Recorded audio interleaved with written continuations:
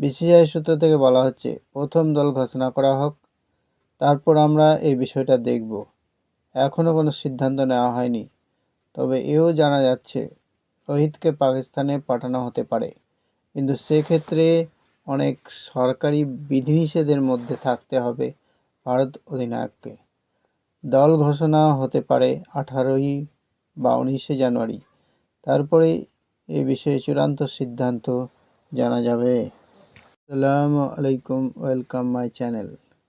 19শে ফেব্রুয়ারি থেকে শুরু champion trophy. Hybrid model নিয়ে দীর্ঘ টালবাহানার পর সিদ্ধান্ত হয়েছে ভারতের ম্যাচ হবে দুবাই। ভারতীয় দল পাকিস্তানে না গেলেও রোহিত শর্মাকে হয়তো সে দেশে যেতে হবে। আনুষ্ঠানিক উদ্বোধনের আগে ভারত অধিনায়ক সেখানে উপস্থিত হতে পারেন, কিন্তু সত্যি কি রোহিত যাবেন পাকভূমে? তার উত্তর দিল বিসিসিআই।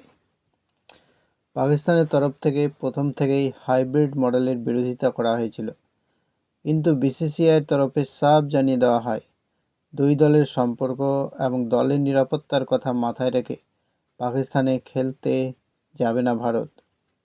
দীর্ঘ টানাপোড়েনের পর হাইব্রিড ফরম্যাটে সম্মতি দেয় পিসিবি। ঠিক হয়, টিম ইন্ডিয়া খেলবে দুবাইয়ে, বাকি সব ম্যাচ হবে পাকিস্তানে। এমনকি ওয়ার্ম আপ ম্যাচেও মরুদেশেই খেলবে ভারতীয় দল। তবে শোনা যাচ্ছে টুর্নামেন্ট শুরুর আগেই বাবর আজমদের দেশে যেতে পারেন রোহিত।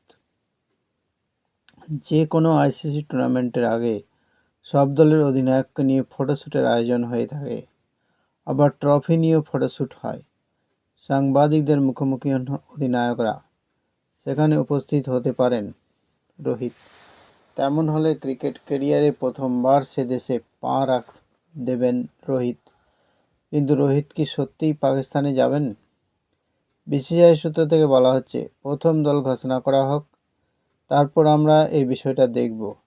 এখনও কোনো সিদ্ধান্ত নেওয়া হয়নি, তবে এও জানা যাচ্ছে রোহিতকে পাকিস্তানে পাঠানো হতে পারে, কিন্তু সেক্ষেত্রে অনেক সরকারি বিধিনিষেধের মধ্যে থাকতে হবে ভারত অধিনায়ককে। দল ঘোষণা হতে পারে 18ই বা 19শে জানুয়ারি, তারপরে এই বিষয়ে চূড়ান্ত সিদ্ধান্ত জানা যাবে।